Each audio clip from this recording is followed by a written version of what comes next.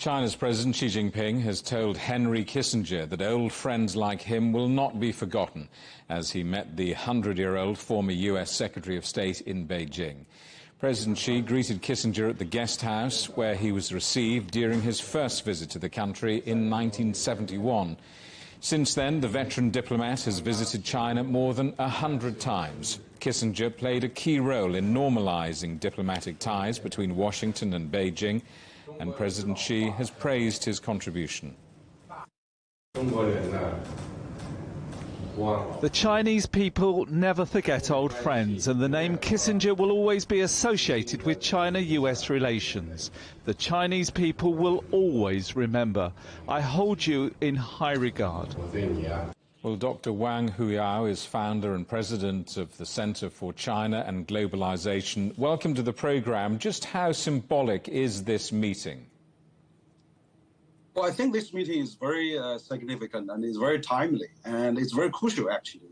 First of all, I think that Dr. Kissinger has, witnessed the establishment of diplomatic ties, and actually he was one of the founder of China-U.S. modern relations. And so he personally come again and shows that even at 100 years old, visit China 100 years' time, still attach such a great importance to the China-U.S. relations. So that's really very significant. That's number one. Number two, I think also we're seeing some new movement now. And after Blinken's visit, after Yellen's visit, after John Kerry visit, now we have a Kissinger come. So that shows that there's momentum that's gradually building up to better, understanding each other and also better promoting the relations. So we hope to stabilize and looking forward, probably lift up somewhat relations. So that just injected big confidence in some people-to-people exchanges. So I think President Xi also mentioned that China will not forget old friends, and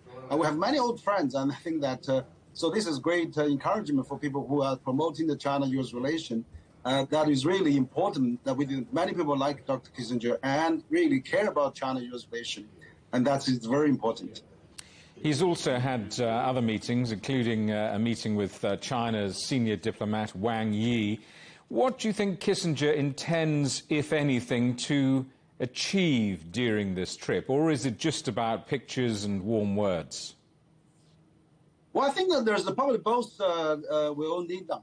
First of all, I think he come with some substantial dialogues with the senior diplomats, senior defense officials, including President Xi, and because Kissinger is really a focal point, and that actually information center for China-U.S. relations. He has all the latest information, and he has the reflection on both sides. So to hear his view, it will help better understanding bilateral relation, and actually also he can pass the words back to the U.S. administration to really have a better understanding on the other side as well. So I think this kind of a messenger dialogue promoter is very important. Second, I think also the pictures and photo ops and occasions to one picture was 1,000 words. I mean, he came to China personally, even at 100 years old, after 100 years birthday. That's such a touching, moving gesture and such an encouraging gesture for a century-old gentleman like him. He's overcome so much difficulty, come to China, attaches great importance of China-U.S. relations. That is itself, it's sending a million words to the people around the world that China-U.S. relations is still the most important bilateral relation. We have to, stick to that, and we have to really uphold and hold it dear to. So it's very important. The United States has stressed that Kissinger is visiting in his capacity as a private citizen. Do you think his visit has traction with the administration in the U.S.? Well, I think he has many, colleagues, many students, a lot of people in the administration was, of course, influenced or impacted by him. I think officially they may not say he doesn't represent the official because the U.S. has many secretary of cabinet visiting. We still have Raimondo to come. We have many Chinese ministers to go. Also, President Xi and President Biden probably going to meet at G20 in September and possibly November at APEC summit. So I think, Dr. Kissinger is representing the people-to-people exchange, but at a high level. He really knows the history, background, and then the advice he gave. We cannot afford to have a conflict, and we really have to maximize our benefit in interest of both sides. And actually, we have to coexist peacefully.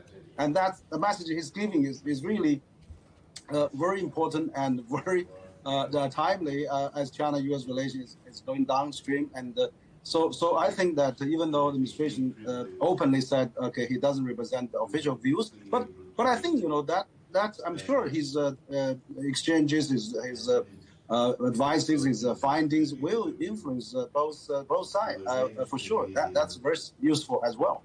Dr. Wang Huiyao, founder and president of the Center for China and Globalization, thank you very much. Thank you, Jim.